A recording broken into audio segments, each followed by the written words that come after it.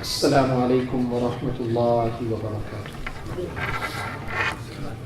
Inshallah, tonight, by the grace of Allah Almighty, we will commence our program from verse 184, Surah Al-Baqarah. أعوذ بالله من الشيطان الرجيم بسم الله الرحمن الرحيم أياما معدودات. My noble audience, verse 184 is a lengthy verse that contains many fine details pertaining to the month of Ramadan.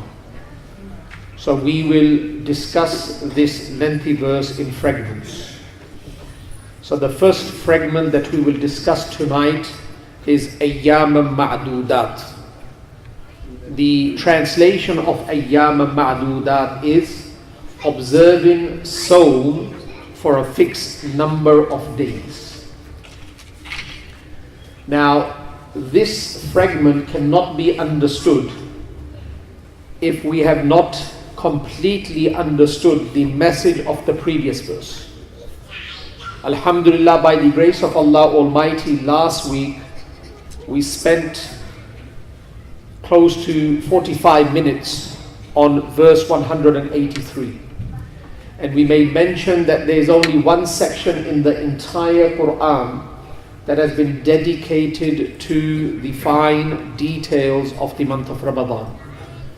And the opening verse of that section gives us clear instructions that fasting has been prescribed to you as it was prescribed to nations before you. And then the verse concludes by identifying the goal, the objective of fasting, and that is tattaqun. Now, once a person studies this verse, one of the first thoughts that should arise is that how many days? So people in the past have been fasting. Allah has enjoined fasting upon us, but how many days? Is it all my life? Is it a couple of months? Is it 6 months? There is no stipulation of that in the previous verse.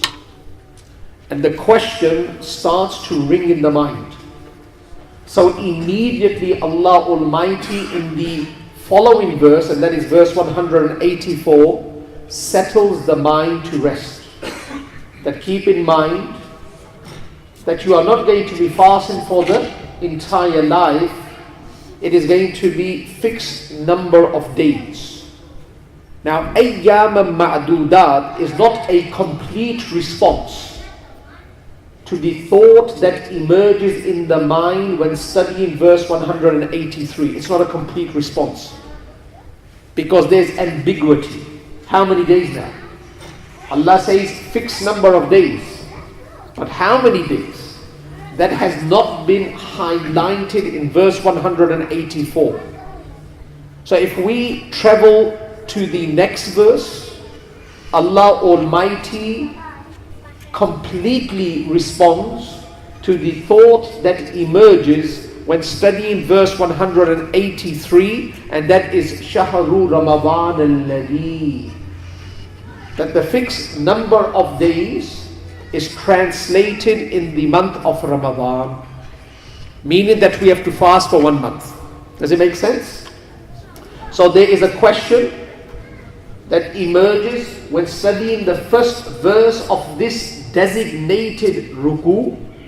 The partial response is in verse 184 in the two words Ayyam Ma'dudat, but the complete response is in the following verse 185, in which Allah Almighty makes mention of the month of Ramadan. The month of Ramadan is the month in which you will have to fast for 29 or 30 days.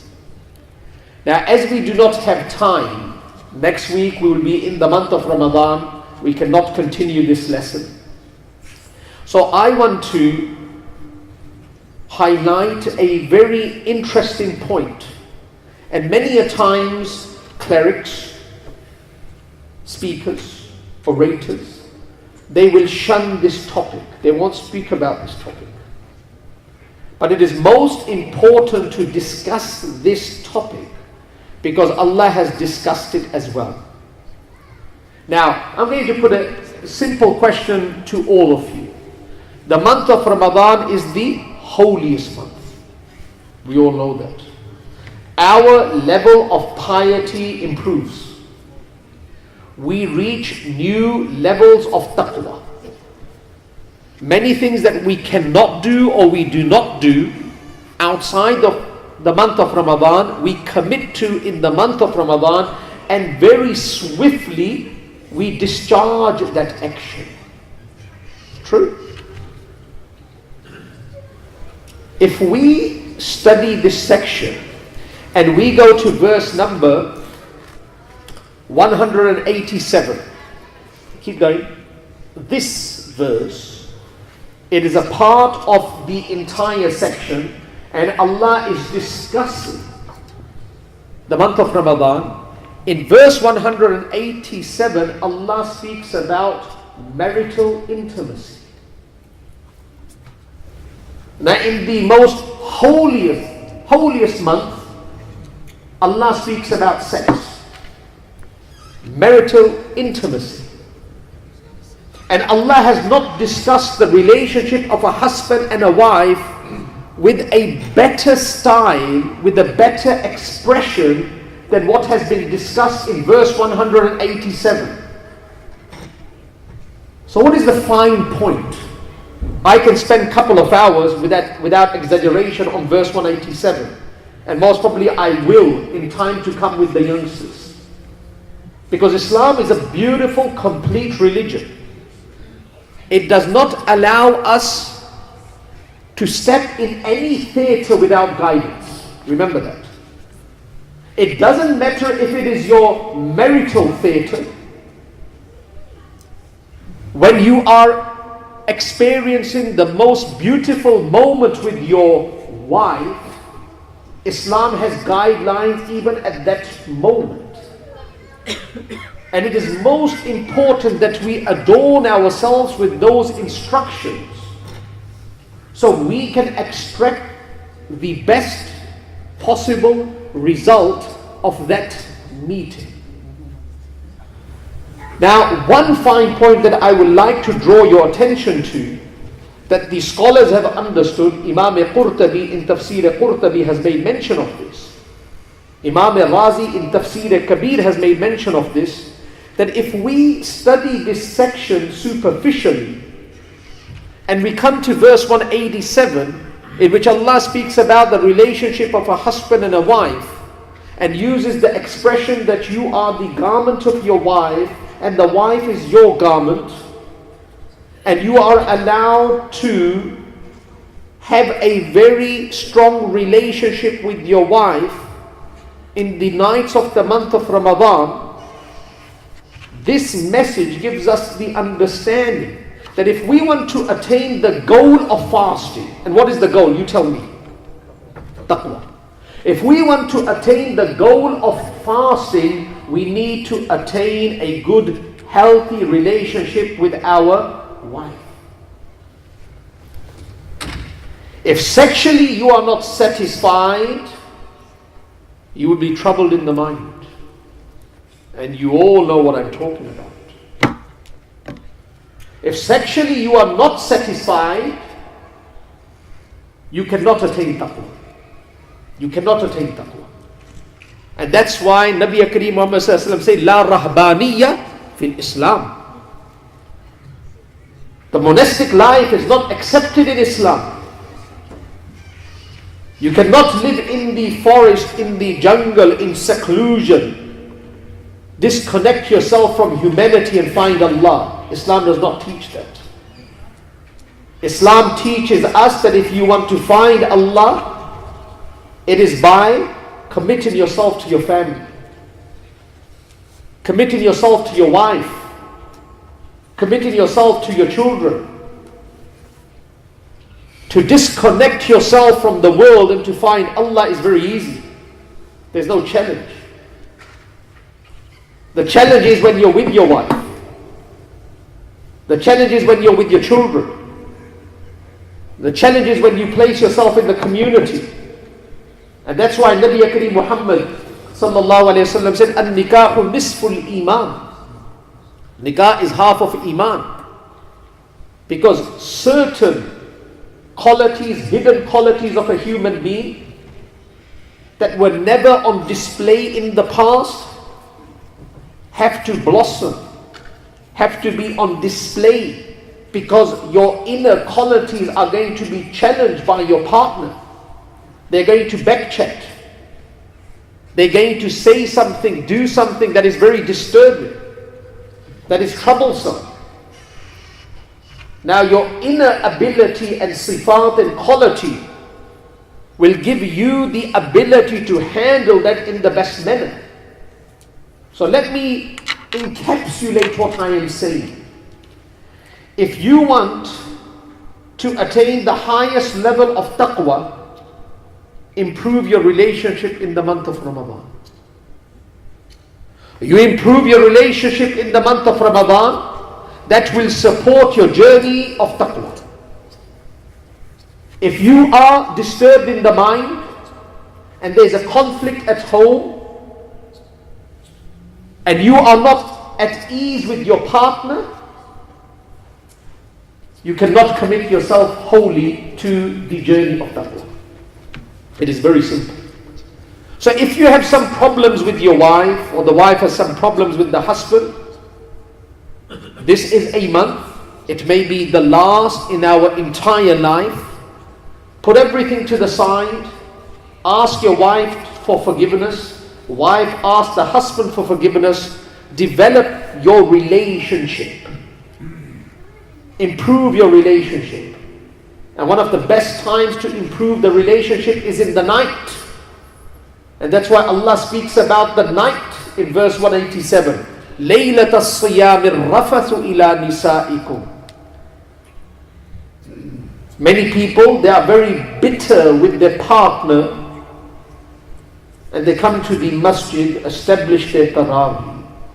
They fast during the day, but they are bitter with their partner.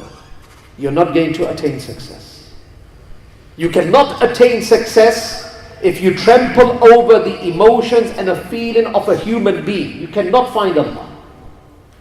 My Shaykh Sufi Sabba Sahib, still alive, a wali of his time, he said once his wife cooked something and he's very old.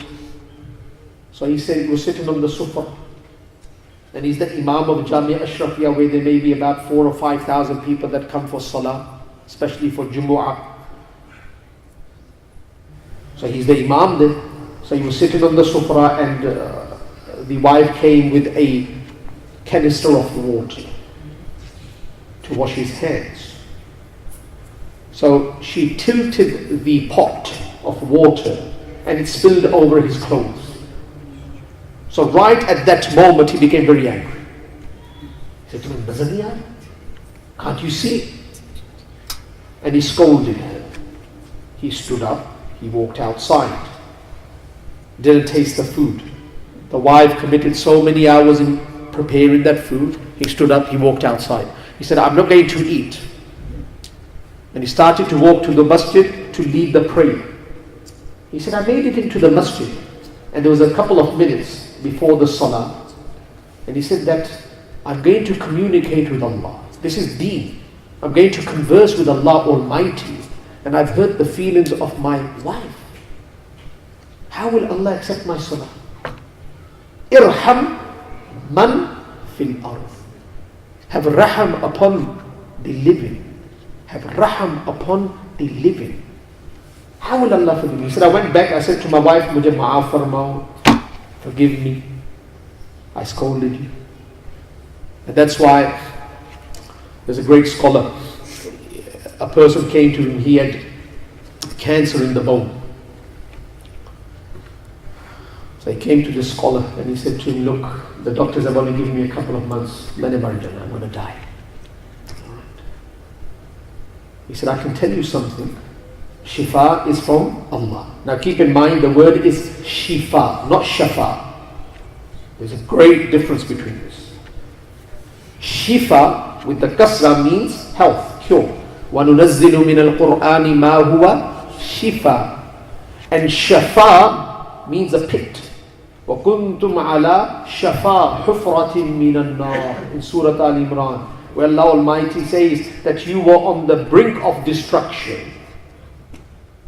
So sometimes we say Allah give you shafa. It's like Allah give you a pit that you fall into it. Don't say that.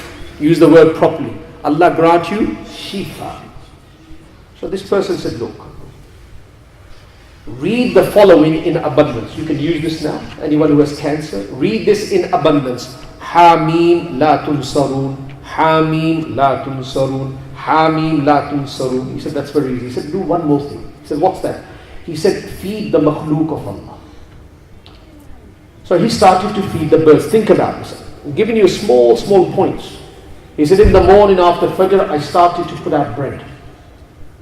Now even if you don't put out bread, Allah will feed the birds. Allah has been feeding them before you put out the bread. And when you stop giving the bread, they will be still fed. But if you feed the birds, irham man fil ard, this is a gesture of raham. You had raham upon the makhluk of Allah, Allah will have raham upon you. He said, after 4 or 5 months, I went back to the clinic for an x-ray and there was no cancer. Because I had raham upon the makhluk of Allah. Now amongst the makhluk, there are certain makhluqat that have a greater right upon you. And one of them is your wife. I was reading something amazing, an article of Imam Ghazali rahimahullah, and he said on the day of judgment, men, when they will be asked about their haqooqul ibad, the rights pertaining to fellow beings, they will only attain success if their rights were delivered. The wife's rights were delivered. The first person to be asked will be the wife. Now what do you think of that? If he says, he was a good husband, then this person will pass. In haqooqul ibad. If she says, no, he fails. So before the month of Ramadan, I don't know if anyone has spoken about this before, but before the month of Ramadan, develop your relationship with your wife. Very important. Because satisfaction at that level, in that theatre, will support you, assist you in attaining success in this theatre of taqwa. And that's why Allah, in the section where He speaks about the holiest month, speaks about our marital intimacy. Let's return back to verse 184. This is a point I wanted to make mention of that. Ayyaman ma'dudat. Now Allah Almighty says, فَمَنْ كَانَ مِنْكُمْ مَرِيضًا أَوْ عَلَى سَفَرٍ فَعِدَّةٌ مِنْ أَيَّامٍ أُخْرَى. Now the translation is, and as for those who can fast with but if any of you is ill, number one, maridan, or on a journey, the same number from other days should be made up. Now, fasting has been made compulsory. Fasting was made compulsory 2 years after Hijrah.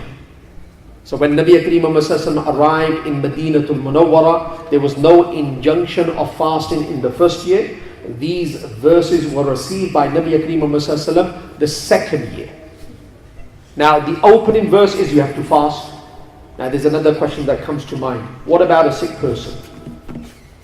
What about a musafir, a traveler? Does he have to fast? So Allah responds, there's exemption that has been granted to the sick. Exemption has been granted to the traveler. Now I'm going to define who a sick person is. And I'm going to define who a musafir is. Now many a times people come to me, they say, Imam Sahib, I've got a headache. Am I exempted? Because that is a sickness. I have rush, I have a flu, the running nose. Am I exempted? I've got cramps in my stomach. Am I exempted? I'm asthmatic. I need to take the inhaler. Am I exempted? So one of the basic rulings, without going into the fine details and the different studies made by Muslim jurists pertaining to the fine details of marid, one of the easy gadgets by which we can determine is istafti qalbak. Your qalb is your mufti. Many a times when you feel that you are sick, just pause for a split moment, place yourself in front of Allah, believe that it is the day of judgment and Allah is asking you, why didn't you fast? If you think you can justify yourself, then most probably you are exempted. And if you can't justify yourself and you say, that means you can fast. So you are the mufti. Second, for those people that are confused, they have never experienced the condition that they are experiencing right now. They really do not know if they can pass through the entire day. The scholars say fast. If you make it through, alhamdulillah, nurun ala nur. If you can't make it through, break it. Now when you break the fast, indeed it is deliberate, but it is because of a condition that was given by Allah Almighty. There will be no kafara of 60 fasts, there will only be a qada of 1 fast. So if you are certain that you can't fast, don't fast.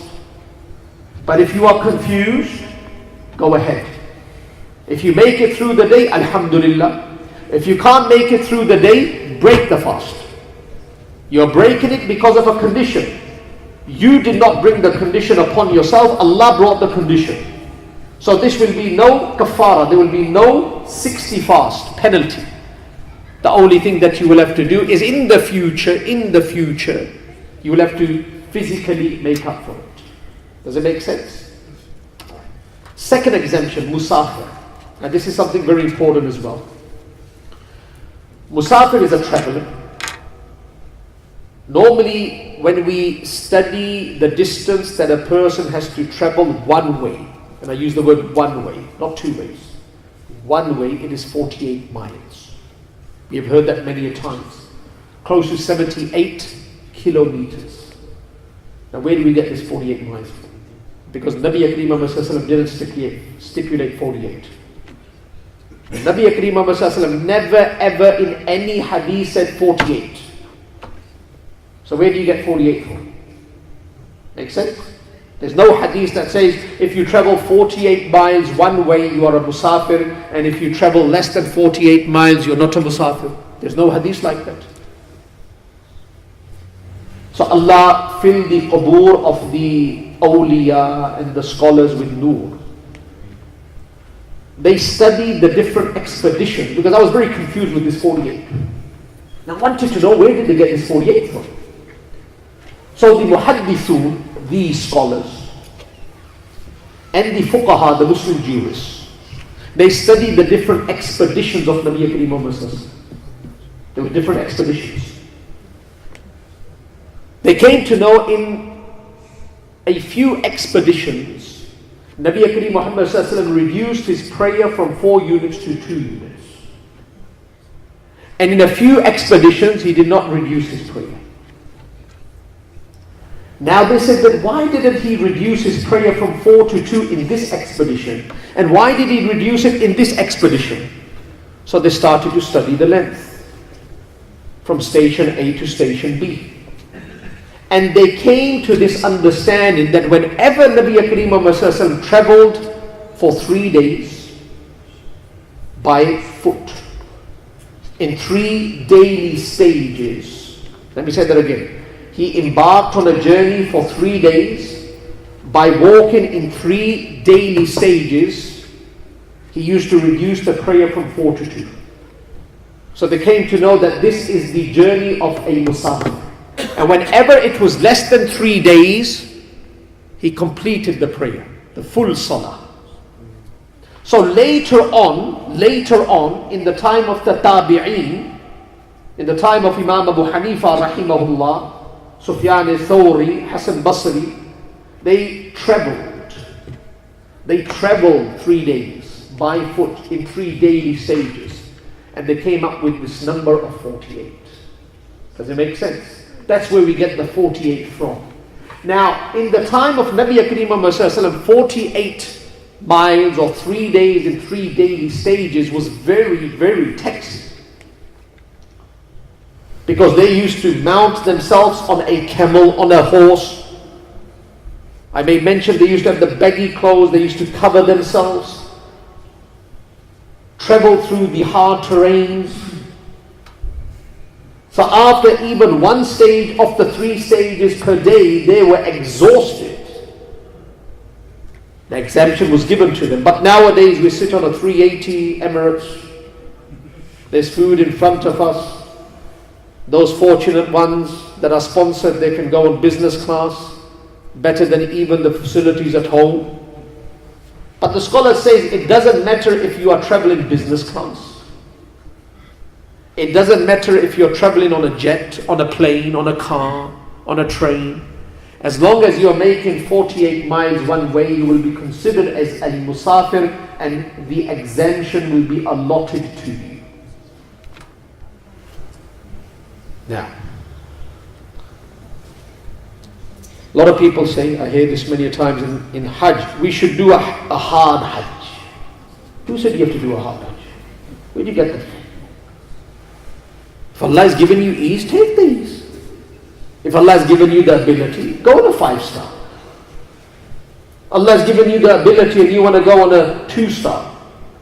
Put yourself in difficulty, put your wife in difficulty. There's no wisdom behind that. Allah has given you the means. وَأَمَّا بِنِعْمَةِ رَبِّكَ فَحَدِّثْ. One person came to Nabi Kareem Muhammad Sallallahu Alaihi Wasallam in ragged clothes. His position, his state was very dismal. So Nabi Kareem Muhammad Sallallahu Alaihi Wasallam said, hasn't Allah given you wealth? He says, plenty of wealth. Hasn't Allah given you clothes? Plenty of clothes. Hasn't Allah given you animals? He said, plenty of animals. Then Nabi Kareem Muhammad Sallallahu Alaihi Wasallam said, if Allah has given to you, it should be apparent. It should be on display. It seems like you are the biggest faqir in Medina. So where do we get this statement from? That I want to do the first Hajj, a hard Hajj. If Nabi Kareem Muhammad Sallallahu Alaihi Wasallam had the resources and the facilities, he will provide the easiest Hajj for everyone.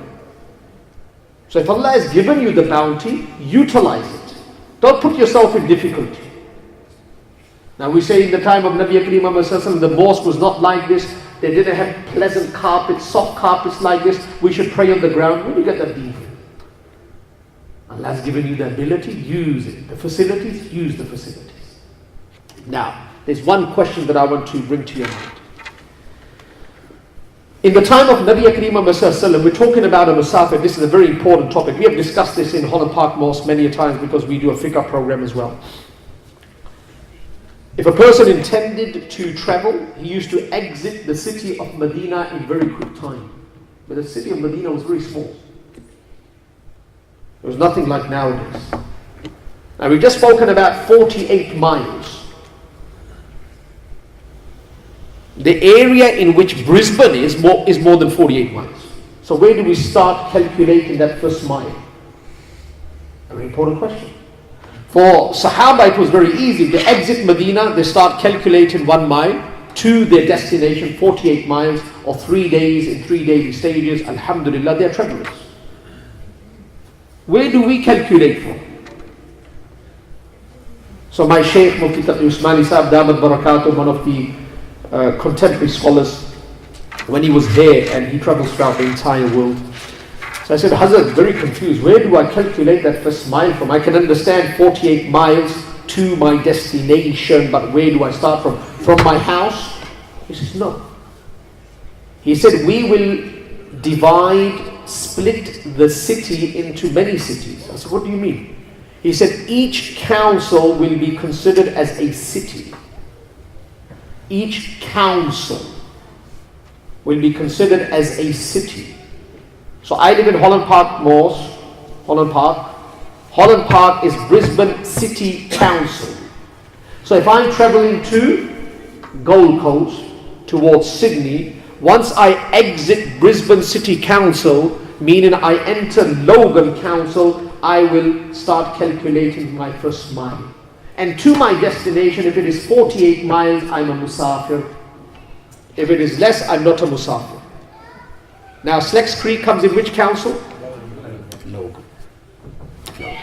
So, if you are traveling to the north, when you exit Logan and you enter Brisbane City Council, you become musafir if you know you're going to travel 48 miles. Now, I'm going to tell you something even more refined.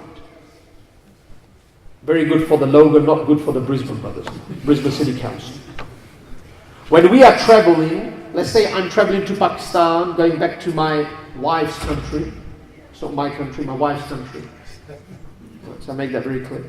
So if I'm traveling with my wife, going to my wife's country, if I'm at the airport, I cannot pay Costa. I have not exited my council yet. Airport is still in Brisbane City Council. There's a rule for the people that are in the Brisbane City Council. Your journey has not started yet. You have to exit to enjoy the exemption, the concession in your prayer. But brothers from Slecks Creek, when you go to the airport, you have exited your council, you have entered a new council. If you're traveling abroad, you will pray the qasr. These are Masai. We don't know this. Come see here. Make sense? So, when you exit your council, you calculate your first mile to your destination, 48 miles. This is Maridan aw Musafir. Then Allah Almighty says, فَعِدَّةٌ مِّنْ أَيَّامٍ أُخَرٍ. So, if you are on a journey and you did not fast, you avail the exemption, the concession. You were a marid and you could not fast. Now you recover. Now I'm using this word recover. I'm trying to be very precise with my words. This word recover is connected to a sick person. If a sick person recovers from the sickness, he will have to physically make up for it. And if he does not recover from the sickness, it becomes chronic, then he will give the ransom. So when a person recovers from the condition, or a person returns from the journey and becomes resident, he will make up for the number that he has missed. May it be 5, may it be 10, may it be 15, may it be 20. Same applies to the women. If they experience impurity in the month of Ramadan, if they miss 5, 10, 15, it can't be 15 but 5, 10, after the month of Ramadan, they will make up for that fixed number.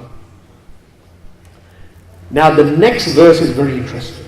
I don't know if you have ever come across this part of the verse, or if you have studied the verse as I'm going to relate it to you. Now listen to what Allah says. Very important, very interesting.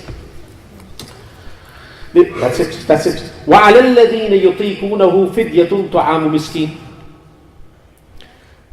And on others, those who can afford it, a ransom, a poor of feeding. Now, let's make that simple English.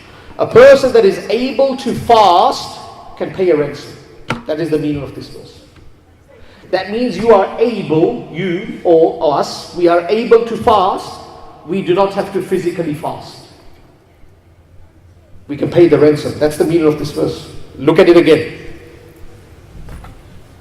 Especially the brothers that understand Arabic. True? وَعَلَى الَّذِينَ يُطِيقُونَ. Those that are able, يُطِيقُونَ, that have the taqat, istita'at, فِدْيَةٌ طَعَامُ مِسْكِينٍ. Pay a ransom. Now what we have understood throughout our entire life is not in tune with this fragment of the verse. True? It's not in tune with this. We have never ever understood that in our life. No scholar has taught us this. So what is the meaning of this fragment?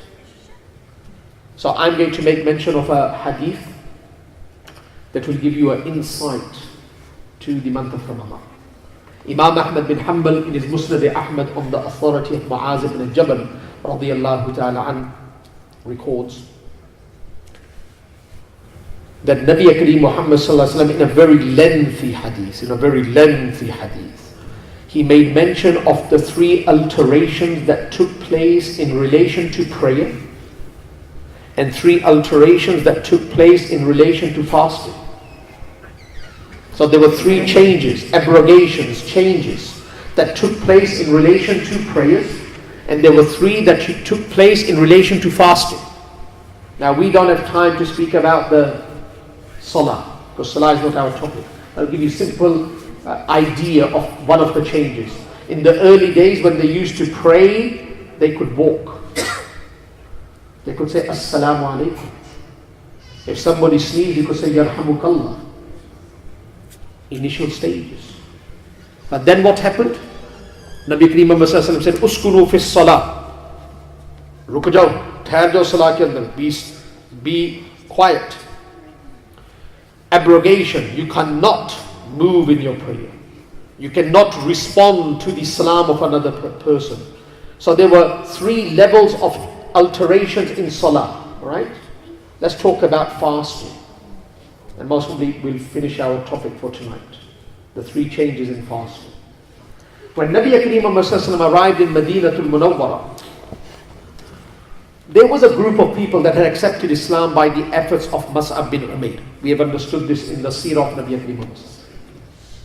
People of Arabia, and especially the people of Medina, were not familiar with fasting. They were not familiar with fasting.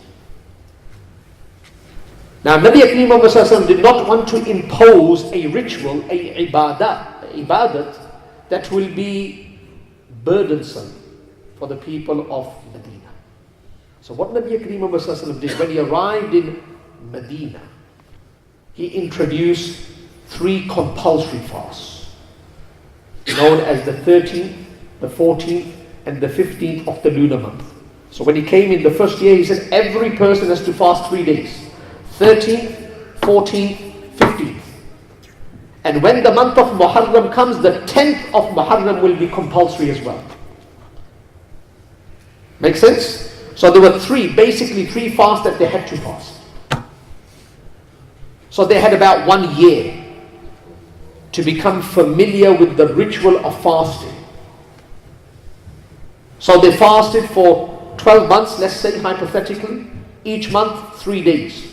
So that's 36 fasts they had fasted. And how many fasts in the month of Ramadan? 30. So they had become familiar with fasting. Then in the 2nd year of Hijrah, Allah Rabbul Izzat sent down verse 183 and said that you have to fast. Now the Sahaba, they had become familiar with fasting, but it was not continuous of 30 days. It was 3 days, 3 days, 3 days. So now Allah Almighty respected the temperament of the people and gave leniency in injunction to the people of Medina and said, look, you have to fast in the month of Ramadan, but if you don't want to and you are able to, you can pay the Filia. This was in the initial stages. Keep that in mind. So this fragment of the complete verse allows people that are healthy, that are not travelers, that are not sick, to give up the physical fast and to pay a ransom. Now this was only in the initial stages. Now many Sahaba availed from this and they paid the ransom. And many fasted.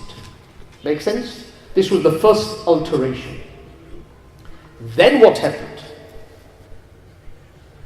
The second change that took place is in, can you see the next verse? Shahr Ramadan alladhi. I want my noble brothers to just focus upon this section. فَمَنْ شَهِدَ مِنْكُمُ الشَّهْرَ فَلْيَصُمْ. So whoever witnesses the month of Ramadan, he has to fast. This ayat abrogated the concession and exemption that was given to the able. So that from now onwards, so this happened after some time, this ayat was received after some time, that from now onwards, if you are able, you will have to physically fast. So this was the nasikh, the abrogator of the previous verse. وَعَلَى الَّذِينَ يُطِيقُونَهُ فِدْيَةٌ طَعَامُ مِسْكِينٍ. Does it make sense? Now, a question can come to the mind, what about the mareed and what about the musafir? So the exemption that was given initially to the musafir and to the mareed was upheld. But the exemption that was given to the able was abrogated. By فَمَنْ شَهِدَ مِنْكُمُ الشَّهْرَ فَلْيَصُمْ. This was the second change in relation to the month of fasting. Does it make sense? Third change. The third change was amazing, and alhamdulillah it has been changed. If a person fell asleep after Maghrib, let's say Maghrib now, Maghrib. If a person fell asleep after Maghrib, the fast of the next day had started. That was the initial law. So let's say a person makes his iftari and sits on the couch and falls asleep. He has started the next day. So there is a story of one Sahabi by the name of Sirma radiyallahu ta'ala. He was a hard worker. He comes home at the time of Maghrib for iftari, and his wife is preparing. He places himself on the comfortable couch, if there was a couch in those days, and he dozes off. So when he wakes up, he has started the next fast without even making iftari of the previous fast. So midday, when he made it into the Mubarak Majlis of Nabi Kareem Nabi Kareem saw him and he was near to death. So Nabi Kareem said, what happened? And he informed the Nabi of Allah of the entire story, that last night I came, I couldn't even make iftari, I fell asleep. Now when you fall asleep, your fast starts. That was the injunction. There were a few Sahaba, including Hazrat Umar radiyallahu ta'ala, they went home and their wives were sleeping. And they said, you are joking, you're not sleeping, you are tricking us. And they had sexual intercourse with them. They said, hey, jhoot bol rahe. You are lying, you are fibbing, you're not sleeping, wake up. And then they had that marital intimacy. So when Hazrat Sirma reported what he did, you know, that I've been fasting for, you can say, about 36 hours. Then Hazrat Umar came and all the other Sahaba came and they said, Ya Rasulullah, we did this, we did this, we did this. Then Allah Almighty, to appreciate the truthfulness of the Sahaba and keeping us in mind who are the ummati of Nabi Kareem Muhammad sallallahu alaihi wasallam, he relaxed the order and sent down the following verse, أُحِلَّ لَكُمْ لَيْلَةَ الصِّيَامِ الرَّفَثُ إِلَى نِسَائِكُمْ, in which Allah Almighty speaks about marital intimacy, and He says that your fasting starts from Subh al-Sadiq, from dawn, from the crack of dawn, and it finishes on sunset. After that you can sleep, you can eat, you can drink, and you can be committed to your wife as well physically. These are the three changes. So when you keep these three changes in mind, there will be no confusion in the translation. If you don't know these three changes, you're going to become a mufti that is going to derail others as well. You're going to say, look, what do these people say? They don't know nothing about the Quran. Look, the Quran says if you are able, you can give filia. Make sense? Alright, now let's come back to the verse. So, fidyatun ta'amu miskin. Now you have to give a fidya to a miskin. If you are able, you give a fidya. Let's say one person, we're not going to talk about an able because that has been abrogated now. Let's say one person has a permanent condition. The doctor has said he will never ever recover. I want you to listen to this very attentively, especially the youngsters. Right? Because youngsters in the masjid, Allahu Akbar, these are angels. You're very, very fortunate, all the youngsters that are in the mosque right now. And I'll make mention in a minute why. Fidya is a ransom. And a ransom is feeding one poor person 2 meals, one sahri, one iftari. So how much do you think it takes to feed one person sahri and iftari?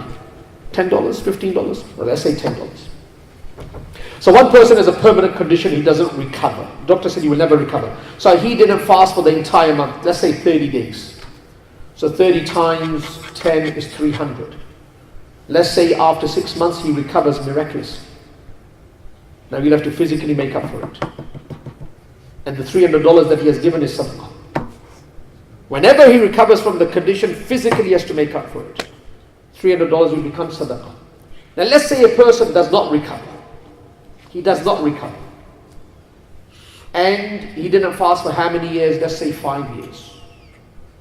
5 years he could not fast because of a condition. That is 5 times 30. That is 150. 150 times 10. $1,500. $1,500 is peanuts. Wallah. Every person here can pay $1,500. That will make up for 5 years of fasting. Now why I made mention of this. One fast, if you want to make up for one fast, it is feeding one miskin 2 meals, that is $10. Missing one fajr is equivalent to one fast. Each prayer, fajr is one fast, Zohar is one fast, Asr is one fast, Maghrib is one fast, Isha is one fast. So if one person misses 30 days of prayers, 30 days, you multiply 30 by 5, how many? 150. 150 by 10. That means 1 month. 5 years of fasting is equivalent to 1 month of prayers. Now let's say one person, he misses 2 years of prayers. You need to be Bill Gates to pay that off, friends. It's a lot of money. And that's why I say these youngsters that I see there gives me absolute delight. They are angels. Allah is looking at them with favoritism. From a very young age, they have started to establish their prayers. Because I have come across people that open their eyes to reality at the age of 45. Whoa, they have to make up from the age of 15 to 45. And even if they're very, very wealthy, you calculate it, you tell me the amount for 1 year of prayers. If $1,500 is 1 month, you multiply 1,500 by 12. It's a lot of money. That's about $20,000 for 1 year. And let's say 10 years, $200,000. Who has that money? And even if you have that money in your bank, your children are not going to give it. They're going to say, you go to Jannah, we're going to spend this. I know of parents right now, they're on the deathbed and the children are fighting. I'm in one case involved, it's taken many hours. I'm going there speaking to the children. They said, no, we want the money right now. He doesn't need it, he's an old man. They're fighting right now. Now if this father, he has put in his wasiyyat that I have 2 years of salah and 2 years of fasting, can you please pay it out of 1/3 of my inheritance? They're not going to give a dime. Fidyatun ta'amu miskin. Alright, now, next. Allah, state of origin tonight too. Whoa. فَمَنْ تَطَوَّعَ خَيْرًا فَهُوَ خَيْرٌ لَهُ وَأَنْ تَصُومُوا خَيْرٌ لَكُمْ إِن كُنْتُمْ تَعْلَمُونَ. Maybe of our sacrifice, Maroons will win. But whoever does good of his own accord, it is better for him, and that you fast, it is better for you if only you know. Now it's a tricky question. Listen to what Allah says, and I'm going to pose a question to you. But whoever does good of his own accord, it is better for him. Now does this, فَمَنْ تَطَوَّعَ خَيْرًا فَهُوَ خَيْرٌ لَهُ, does it apply to the marid or to the musafir? Is Allah saying to the sick person that if you can fast, fast? Or is Allah addressing the musafir that if you can fast, you fast? It can't be the sick person. Because a sick person is a person that cannot fast. If he can fast, he's not sick. If he can fast, he's not sick. So, do you understand what I'm saying? So, فَمَنْ تَطَوَّعَ خَيْرًا فَهُوَ خَيْرٌ لَهُ does not apply to the sick person. Because if it does, he's not sick. He has to fast. So that means, فَمَنْ تَطَوَّعَ خَيْرًا فَهُوَ خَيْرٌ لَهُ applies to the musafir. For example, people like us that travel on planes, that if you can fast, it is better. Exemption is there, but it is better that you fast. Number one. Number two commentary to this. In the past, Allah Almighty says, Fidyatun ta'amu miskin. Allah says, Fidyatun ta'amu miskin. That you pay one miskin the amount of 2 meals. فَمَنْ تَطَوَّعَ خَيْرًا فَهُوَ خَيْرٌ لَهُ. If you want to do something out of your own accord, then for one fast, pay 2 miskins the fidya. Not one miskin, pay 2 miskins. That is the second commentary to this. Does it make sense? And then Allah Almighty concludes the verse by saying, وَأَن تَصُومُوا خَيْرٌ لَكُمْ إِن كُنتُمْ تَعْلَمُونَ. And that you fast, it is better for you if only you know. Meaning that if you knew the merit, the blessing that descends in the month of Ramadan, you will not take this exemption. You will fast. Now I'm going to just give you a few hints that you can do in the month of Ramadan to maximize the benefit. This is a normal practice in Holland Park Mosque, because I've been there for a very, very long time. Month of Ramadan, as we all know, everything multiplies by 70. One of the main nights that we focus upon, and we should be focusing upon, is the night of Power. And Allah Almighty says that it is better than 1,000 months. And 1,000 months translates to about 83 years.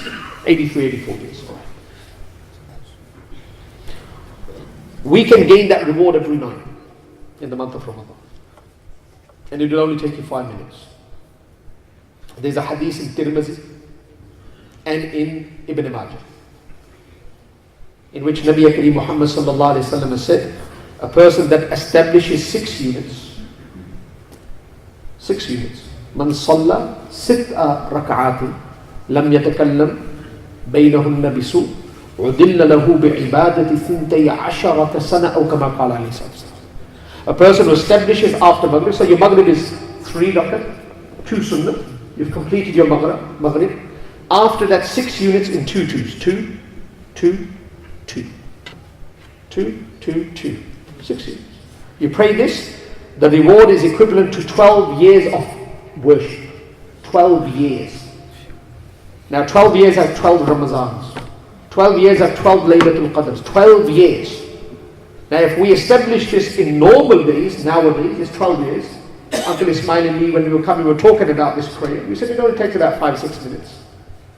12 years. In the month of Ramadan, multiplied by 70. What is the number if you multiply 12 by 70? You tell me. 840. Laylatul Qadr. Laylatul Qadr.